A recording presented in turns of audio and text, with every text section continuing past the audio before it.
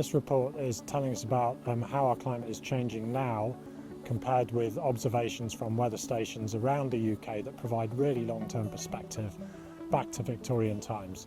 What is really striking is that as our climate warms, and we're seeing about 1/4 of a degree per decade of warming, that has really substantial implications for extremes, weather extremes, in particular temperature extremes, but also rainfall extremes as well. Breaking records is becoming the norm, and we've, if we look back to last year, we had the second warmest February on record, we had the warmest May, the 5th warmest December, we had the 5th warmest winter, and we had the warmest spring. We've had the warmest spring again this year, and we've had the second warmest June. So this is really indicative of a pattern that we are seeing in our climate. So we're seeing these really dramatic changes in temperature extremes. It's becoming normal to break temperature records.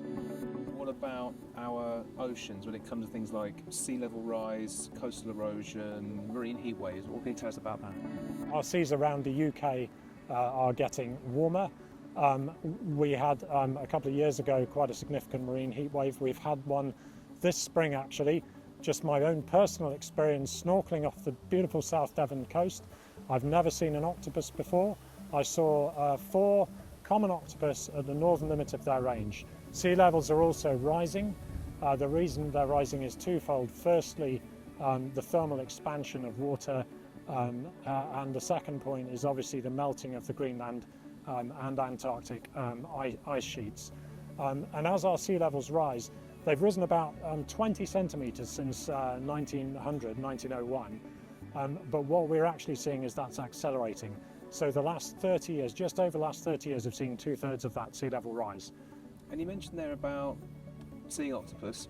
I think Yeah. there's probably something else that people will notice a lot more is either the changing or lack of or new types of wildlife that we see. So what might people sort of look at that's different, or what might be in danger or more vulnerable, should we say? There is a section on phenology, which is this term looking at the response of nature to our changing climate, using indicators, measures of the first bud burst of trees, or the emergence of insects or animal species, things like butterflies, or when we see frogs spawn for the first time. I would say the overall pattern is that springs are generally getting more advanced, so we're seeing things happening a lot earlier.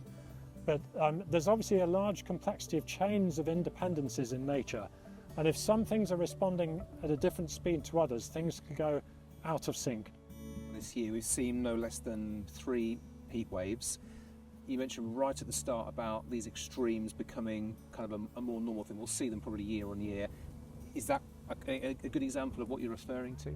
We've looked at the most recent decade as a snapshot period representative of our current climate, and compared to this period from 1961 to 1990.